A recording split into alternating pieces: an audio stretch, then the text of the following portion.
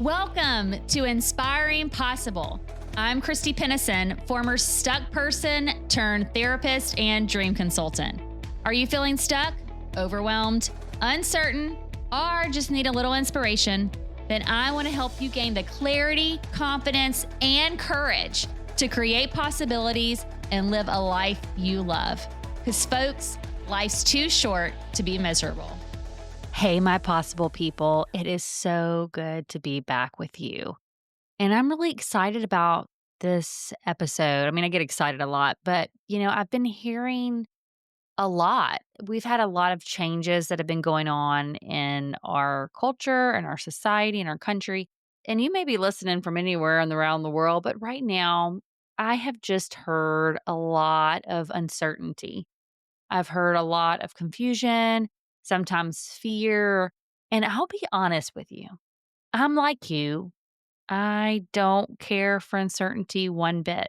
But one thing that I've learned is that if you can lean into uncertainty, embrace it, which we've talked about on the show, but really get curious when times in life seem uncertain, there is so much possibility there. So much possibility. So thank you for joining me once again.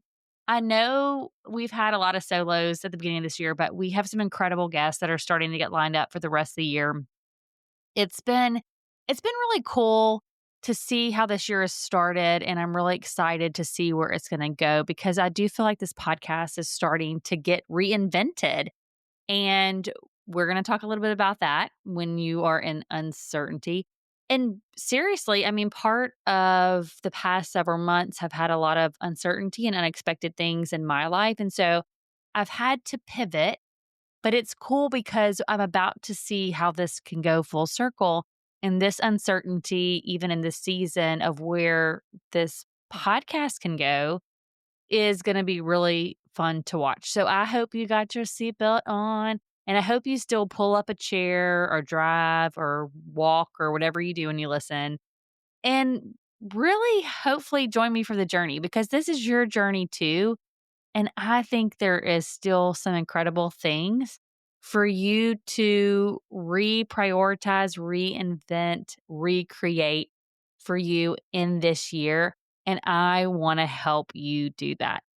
So I'm going to bring you some inspiring thoughts, maybe an inspiring message, and I'd love to hear from you. So let me do a call out before we get started today. Take a moment. If you can find me on social, Christy Pennison or Inspiring Possible, send me a message because I'd love to hear what you'd love to know and what you love to hear more of this year. Because this reinvention can be collective, even in the times when it may seem uncertain. So that's my call to action to you today. Reach out to me. Let me know what you'd love to hear more of, or what's some looming questions that are in your mind. What are some stuck places that are keeping you from really making some steps towards some change that you want to make happen this year? So let me know. But to this episode today, like I said, we're going to turn uncertainty into opportunity for creativity, reinvention, and a whole lot of fun. If you're listening and you're like, yeah, Christy, there's nothing fun about uncertainty, hang on just a little bit longer. We're going to talk about it because I know that uncertainty really, just like I said before, can be scary. In fact, I've recently heard some news of a local major employer in an area of not too far from where I live. And they, after 50 years, have announced that they're closing its doors. The first thing that I thought about was, man, I know some people that work there. I have some friends there. For so many years, they've shown up to this job and they've grown with this organization. And now this organization is going to be no more in a few more weeks. And so that is an uncertain period. There can be uncertainty where you may are facing something you've never faced before. I'll never forget, honestly, whenever I was 22 and I found out I was pregnant unexpectedly. Y'all want to talk about some uncertainty. That was an uncertain moment for me. I had no idea how my life was going to pan out. In fact, I just thought all my dreams were a wash. I'm like, this is going to be different. And it was different. But through that uncertainty, I can look back in hindsight and see what an opportunity it was and how that very uncertain moment in my life actually launched me in to all these different things. It pushed me in ways that I wouldn't have been pushed had I not been put in that uncertainty. And it created this whole different dream and whole different version of what life became. And that's what I want to give you today. Because, there's a script that we all have that we think that this is the direction that we're going to go. Okay. And there are times when that script is flipped. So we're going to flip that script about uncertainty. And it's not like that monster under the bed. It's not the monster under the bed. It can seem really scary. It can seem like that monster in the bed. You know what monster I'm talking about. That monster that you were afraid of when you was a kid. But it's actually like an open door to adventure. And all of my very aware of any risk and pitfalls people out there is going to be like, Christy, there is nothing fun and adventurous about the unknown. But I'm going to give you some hope that guess what? You are a tough cookie. You've made it this far in life, and you have figured a lot of stuff out. In fact, you're probably more resilient than you gave yourself credit for. In fact, I want you to repeat after me. I have made it this far. I am surviving, and I will be a thriving because you can.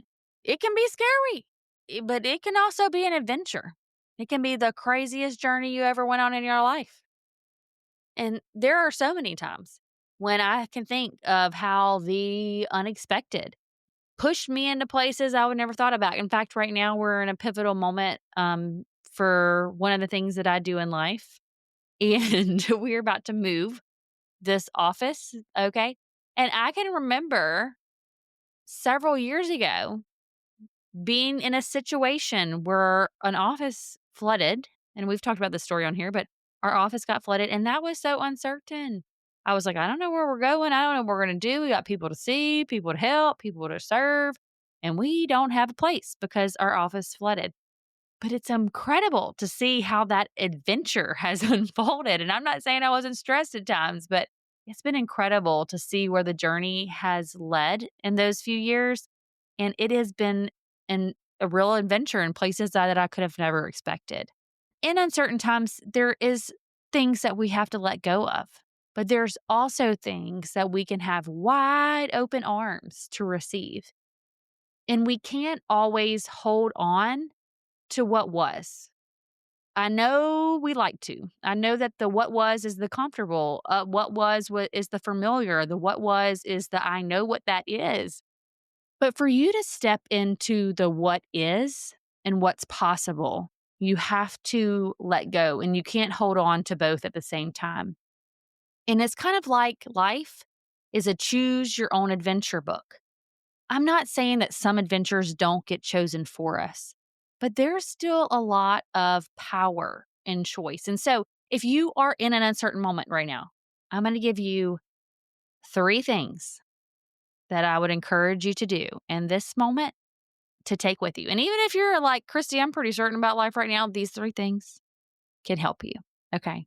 Number 1, reacting versus responding. Now, I have a teenager that lives in my house, and I know a lot about reacting. In fact, reacting is comes very easily to me.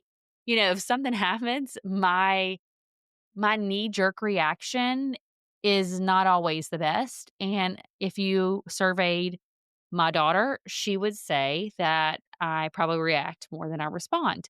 Now I'm working on it. I'm working on it, folks. I'm really trying to be more responsive. But there's a difference between knee-jerk reactions and thoughtful responses.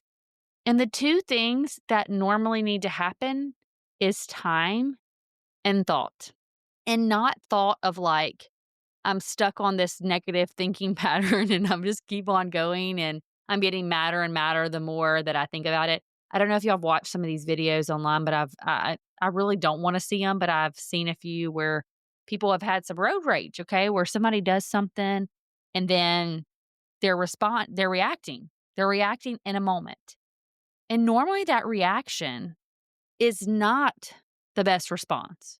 In fact, mainly when we're in emotional states such as fear, anxiety, anger, that reaction to that emotion is normally, I'm not saying it's all, there's not some exceptions out there. Normally, that is not the best reaction that we could have. In fact, if we give us more time, if we were able to regulate that thing called emotion, and we were able to get to a clearer spot, clearer head, then we can often respond. And those responses can take into consideration a lot of different things. And so if you are in uncertainty right now, the urge is going to be to react. The urge is going to be to go into survival mode. The urge is going to be to protect yourself, protect those that you love, protect your whatever it is that you're trying to protect. It goes into protection. And that is because we are wired to survive, folks. That's one thing. We weren't dropped down here without some kind of like innate survival tendencies about us. But I've learned, even through some recent situations that I've been through that were actually unexpected, that my first reaction was more of a survival reaction. And then when I gave myself a moment, I realized, okay, nobody is in a negative situation. Like, this is not life or death in this particular situation.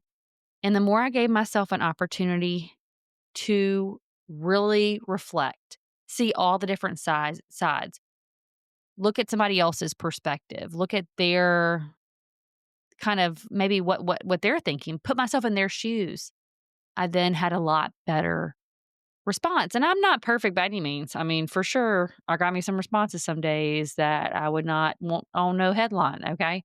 Just being honest. But taking a time to respond versus reacting can really go a long way. And here are some techniques to maybe help you hit the pause, because you want to pause is the first thing. Then you want to reflect, and then you want to respond. So pause, maybe one way that you can pause is what I call, like, try to hit the snooze button for your brain in a good way. And that's just like trying to get some mindfulness. Like, and mindfulness is meaning, how can I be in the moment right now? And how can I notice what's actually going on around me? And I'll be honest, I love watching things like survival shows or like these big picture, deeper thinking. I love to be out in nature. And I recently took a trip where I did some hiking. And when I get out in nature, I often remember that I'm like, This world has been going on for years. I'm only here for a blip of a time. Look at that tree. It's not worried about anything, or at least I don't think it's worried about anything. It's just standing there tall, taking on the rain, taking on the sun, taking on the days, and it's still just standing. And when I am mindful, more present, I am paying attention to the things around me. I am turning off this man-made thing called technology that beep beep beeps in my ears, and it causes me to distract, and sometimes it can cause me to react. I can then think.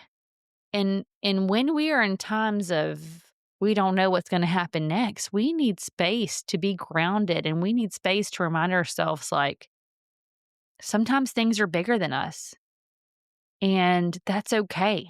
And we've gotten through these things before. So finding a way to just reconnect to life, reconnect to the fact that you're here still breathing, reconnect to the fact that there is something greater going on here that you have no clue about, and taking peace in that. That can be scary for some people, but trying to take peace in that can really go a long way.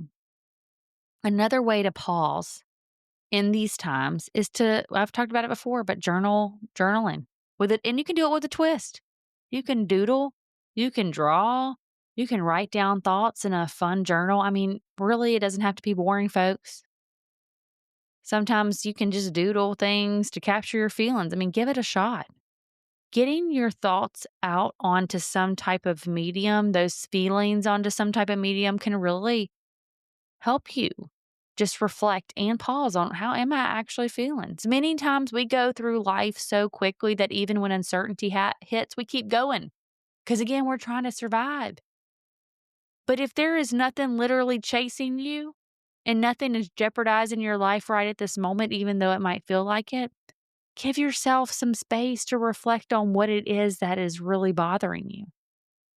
Give yourself a chance to write down, ask yourself some questions. I mean, I seriously talk to myself in a journal. I'm not going to lie. Like, I'm like, hey, Christy, how's it going? Oh, it's going okay. You know, but no, how are you really? How are you really, girl? Well, I'm really, maybe not okay. So, giving yourself that time and honestly realizing that your feelings are valid. If you're not thinking it's rainbows and butterflies outside, that's okay. I mean, there are some stressful times in life that aren't okay, and you need to express that emotion. You need to get it out because the more it gets repressed and stays in, it's going to come out some way. And so allowing yourself to just, reflect in a way that works for you, it can be powerful, folks. And then ask yourself some questions. I mean, listen, the better questions you ask yourself of situations and of things that you're going through, the better you can find the answer you're looking for. And so it could be, what secret opportunity is hiding in this chaos? What is something that I would love to do if I had the opportunity? What is this maybe teaching me? What can I write a book? What is the title of this book that I'm going to write about this segment of my life? Whatever it is, give yourself an opportunity to reflect. And then you can figure out what you need to do to respond. So here's some book recommendations because somebody the other day was like, Christy, what are you reading? And I'm like, I don't know what I'm reading because I need to pick up a book. But I have read a lot of cool books. And when I'm thinking about uncertainty, there are two books that come to mind that I would love to share as a resource for you. And you might have one that you love. So let me know what that is. But one of them, it is Everything is Figure Outable by Marie Forleo. Okay, now, folks, if you have an aversion to some language, then this book might not be for you. And she even tells you that at the beginning. But what I love this book for is that it helps you see problems, uncertainty as puzzles waiting to be solved versus like a catastrophic event that you can't escape from. And this book can really help you figure out how to figure out things. And the truth is, if you know thyself and you know you've gotten this far, then everything else is just trying to figure it out. And I wish I could tell y'all folks that some person got the book, the roadmap, the guide. But one thing I've learned from talking to a lot of people is we all just trying to figure this thing out one day at a time. I mean, when somebody I think has gotten it all figured out, I realize they don't. And then I'm like, what? I thought you was the wise Yoda and I was depending on you to tell me what to do with my life. But the truth is we're all figuring it out. So Everything is Figure Outable by Marie Forleo. Check that book out. It is good. Another one is, this is more of a, what's it, memoir? No, autobiography, biography. I can't remember how you say it, but it's actually a real life story. And that is The Choice by Dr. Edith Eva Eger. And I think I've talked about this book on here, but this book is powerful. And I think what it taught me when I read this is like, there is a power of choice. Even when life throws you the most horrendous things that you can ever think about, and you may be in it right now, you may be living it, that there is always a power to choose. And you may not can choose your circumstance, but you can choose how you're going to respond to it. And guys, I'm telling you what, when things are chaotic, when you know you have the power for something, whether it be the attitude, the choice, the response, that freedom to choose helps you no longer be in a victim place, that it allows you to be able to have that ability to transform those challenges into opportunities. And how can we take pain and suffering and really hard things and then turn it in to something? It doesn't mean that the pain doesn't stop. It just means that it's turned into something that more than what somebody else was trying to make it for us. So that book, The Choice by Dr. Edith Eva Eger, check that one out. And remember, in moments of uncertainty, we've talked about kind of hitting the pause button, reflecting and responding, maybe some books to read if you find yourself navigating this. But remember, at any point in life, you can reinvent yourself. And this is where it gets fun. I mean, sometimes when life gets turned upside down, it actually gives us a blank canvas to redesign our lives. recently I have been redesigning this office, okay, office space for people to come into. And I am very intentional about really trying to craft a space that feels warm and welcoming and safe. Because that is what my goal is, especially for my counseling practices that I create spaces for. I want it to be so safe that when you walk in, you're like, oh, I feel at home. And look, that's a hard thing to do to make an office building feel at home. And a good home. We don't want the home that, you might feel fearful in. We want the good, safe home, okay? And so I've recently been taking this canvas and I've had to make it blank again and redone some things. And it is so fun to see it come to life. I'm not saying the work's fun, but I'm saying to see it come to life is fun. And this is what's cool about reinvention, guys. The work may not be fun. You may have to learn some skills. You may have to DIY yourself, right? And it might be messy, okay? But the more you see the thing that you continue to pour your heart, energy, soul, mind into come to life, that is some magic right there. And at any point in time down the road, you can choose. That's the great thing to reinvent yourself. Seriously. I mean, tomorrow I could get up and be like, you know what? I don't want this life anymore. Now, it might be hard to steer that ship in the next direction, but it can happen. In fact, I was watching Alone. I don't know if you've ever seen that. It's where they put people out in the wilderness and they say, okay, good luck. Here's you some stuff and we hope you survive. And the last man standing, guess what? You the winner. And I was watching actually Alone Australia, which maybe I watched it because I like the accents. And I'm like, okay, different part of the world. Let's watch it. But one of the things that was so amazing to me was this one guy's story about how he used to be like, I don't know, some kind of corporate pilot or something like that. Anyways, he flew some planes, okay? And I'm sure he did well for himself. But at one point in time, he decided, I want to be an adventurer. And he said, I left my very nice plane flying gig to go and be an adventurer where I would learn to be adventures and teach other people to adventure. And I just thought this was really cool because I'm like, that guy, he reinvented himself. And then there was the winner actually, oh, dang it, I might have just spoiled it for y'all. Can't, I can't back up. I hope you watched it and I hope you aren't watching it right now. But the person that actually